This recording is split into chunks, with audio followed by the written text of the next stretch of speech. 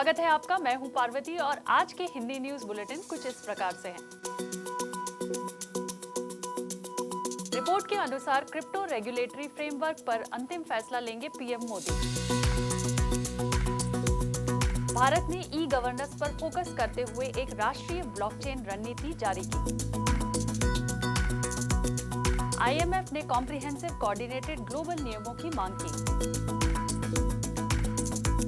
Wisdom Tree ने bitcoin ETF application को बदला, यूएस बैंक को बनाया कस्टोडियन। रॉस अल्ब्रिज का पहला एनएफटी नीलामी में $6.2 मिलियन में बिका। माइक्रो स्ट्रैटेजी के माइकल सेलर ने कहा कि $10 ट्रिलियन का सोना बेचें और बिटकॉइन खरीदें।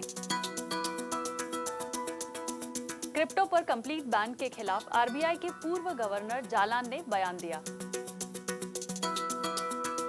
कॉइनबेस ने 70 देशों में हाई इंटरनेट वाली डीफाई यील्ड्स लॉन्च की। सेनेटर पैट टूमी ने ग्रेस्केल के ट्रस्ट के माध्यम से बिटकॉइन और ईथर में निवेश किया। इकोनॉमिक टाइम्स ने फ्राइडे को रिपोर्ट किया कि परस्पर विरोधी राय को मद्देनजर रखते हुए पीएम मोदी क्रिप्टो करेंसी के लिए रेगुलेटरी ढांचे पर अंतिम निर्णय लेंगे। फाइनेंस मिनिस्ट्री ने क्रिप्टो करेंसी के बिल का फाइनल ड्राफ्ट बना लिया है, लेकिन सरकार के कुछ हिस्सों का मानना है कि और भी डिटेल डिस्कशंस की आवश्यकता है। रिपोर्ट के अनुसार क्रिप्टो बिल पर फाइनल कंसेंसस के लिए officials later in the day एक बार और मिल सकते हैं। रॉयटर्स की रिपोर्ट के अनुसार इंडिया में as a method of payment crypto currency को बैन करने वाले प्रपोज्ड लेजिस्लेशन में कानून तोड़ने वालों को बिना वारंट के अरेस्ट करने का भी प्रोविजन हो सकता है। इंडिया ने देश में ब्लॉकचेन टेक्नोलॉजी के इस्तेमाल के लिए 5 साल का फ्रेमवर्क एस्टैब्लिश किया है। नेशनल ब्लॉकचेन स्ट्रैटेजी इकोनॉमी के डिफरेंट एरियाज में ब्लॉकचेन के एक्सपेंशन पर फोकस करता है और इसका गोल गवर्नमेंट और पब्लिक सेक्टर के बीच टाइटर कोलैबोरेशन क्रिएट करना है। Ministry of electronics and information technology ने 44 इंडस्ट्रीज आइडेंटिफाई की है जिसमें ब्लॉकचेन इंटीग्रेशन से काफ़ी फायदा हो सकता है। ई गवर्नेंस पर सबसे ज़्यादा ध्यान दिया जा रहा है, जिसमें Aadhaar national identity system, e sign public key infrastructure और DigiLocker citizen cloud hosting solution जैसे कुछ एप्लीकेशन शामिल हैं। ई गवर्नेंस पर ध्यान देने के साथ गवर्नमेंट डेटा सिक्योरिटी, प्राइवेसी और एक्सेस के बारे में चिंतित है, लेकिन ये मानती है कि supply chain management, document validation, e notary services, insurance, land records, education, smart cities और हेल्थ केयर इंडस्ट्रीज कुछ ऐसे सेक्टर्स हैं जहां ब्लॉकचेन टेक्नोलॉजी का उपयोग किया जाएगा। इंटरनेशनल मॉनेटरी फंड के बढ़ते क्रिप्टो सेक्टर से सिस्टमिक फाइनेंशियल स्टेबिलिटी रिस्क की चेतावनी दी है और इंडस्ट्री के comprehensive, consistent and coordinated global regulation की मांग की है। यूजफुल क्रिप्टो एसेट प्रोडक्ट्स और एप्लीकेशंस के लिए एक सक्षम वातावरण की मांग करते हुए मल्टीलेटरल एजेंसी ने क्रिप्टो करेंसी से फाइनेंशियल सिस्टम के लिए उत्पन्न रिस्क को दूर करने के लिए कॉम्प्रिहेंसिव इंटरनेशनल स्टैंडर्ड्स की मांग कर रहे हैं। एक ब्लॉग पोस्ट में आईएमएफ, तोएब्स एड्रियन, डोंग ही और आदित्य नारायण ने एक्सचेंज सहित क्रिप्टो सर्विसेज प्रोवाइडर्स के लाइसेंसेस की ओर से कहा है कि इन्वेस्टमेंट के लिए सर्विसेज और प्रोडक्ट्स के बीच क्लियर डिस्टिंक्शन होना चाहिए।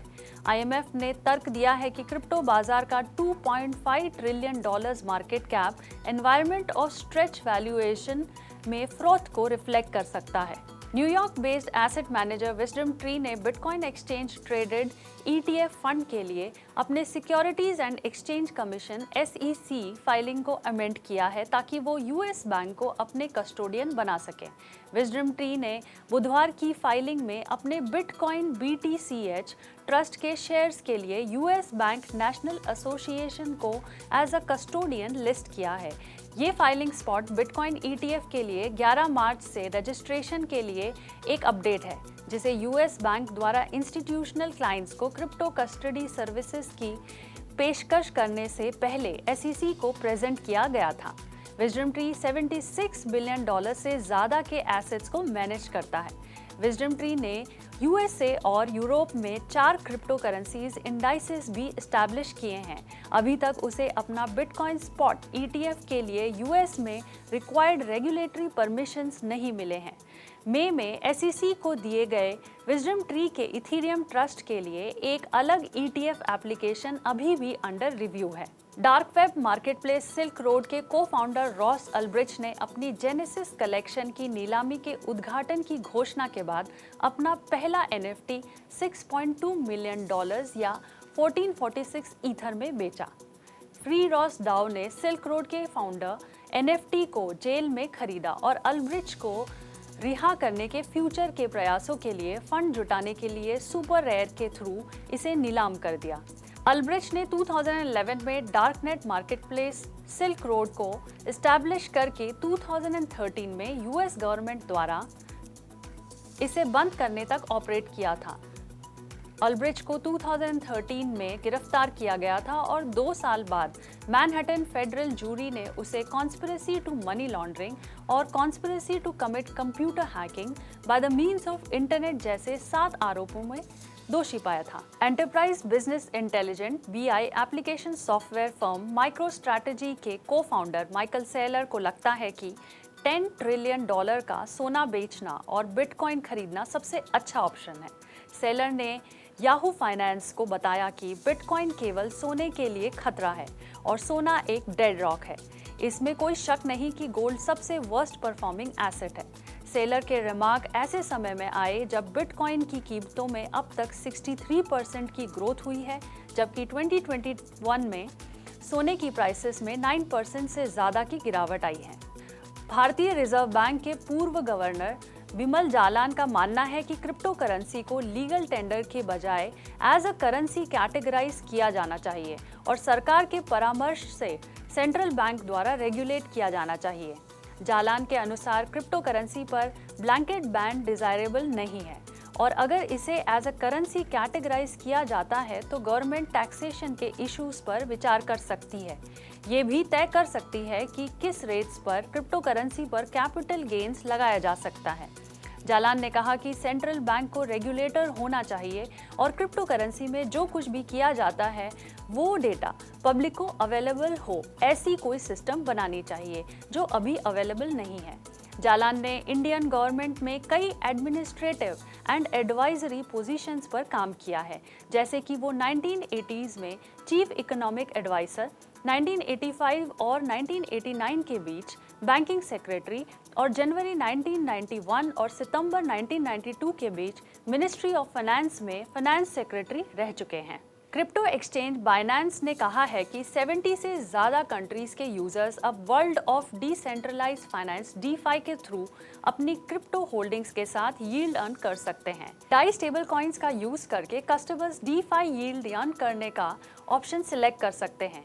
यूजर्स की डाई होल्डिंग्स के कंपाउंड फाइनेंस में जमा किया जाएगा, जिससे Coinbase industry leading DeFi protocol मानता है। हालांकि इस यील्ड पर वेरिएबल इंटरेस्ट अप्लाई होगा। कॉइनबेस की DeFi यील्ड यूनाइटेड स्टेट्स में यूजर्स के लिए अवेलेबल नहीं होगी। सितंबर में कॉइनबेस की CEO ब्रायन आर्मस्ट्रांग ने ट्विटर पे SEC थ्रेड्स के बीच धमकी देते हुए कहा कि अगर एक्सचेंज ने लैंड नाम का यील्ड अर्निंग प्रोडक्ट लॉन्च किया तो वो एक्सचेंज को सू कर देंगे। European central bank executive board के मेंबर फैबियो पनेटा ने कहा है कि क्रिप्टो एसेट सोसाइटी या वाइडर इकोनॉमी को लाभ नहीं पहुंचाती। पनेटा ने रोम में लेक्चर देते हुए कहा कि क्रिप्टो का वाइडली रिटेल या होलसेल पेमेंट्स के लिए यूज नहीं किया जा सकता है। क्रिप्टो कंजम्पशन या इन्वेस्टमेंट को फंड नहीं करता है, ना ही ये क्लाइमेट चेंज को कॉम्बैट करने में कोई पार्ट प्ले करता है। दुनिया भर के सेंट्रल बैंक्स और रेगुलेटर्स बिटकॉइन जैसे क्रिप्टो के लिए बहुत तेजी से नए रूल्स एस्टैब्लिश करने की कोशिश कर रहे हैं। क्रिप्टो की पॉपुलैरिटी एग्जिस्टिंग मॉनेटरी रेजीम्स के लिए खतरा हो सकती है। आज की हिंदी बुलेटिन में बस इतना ही। कल फिर मुलाकात होगी नई खबरों के साथ। तब तक देखते रहिए क्रिप्टो टीवी।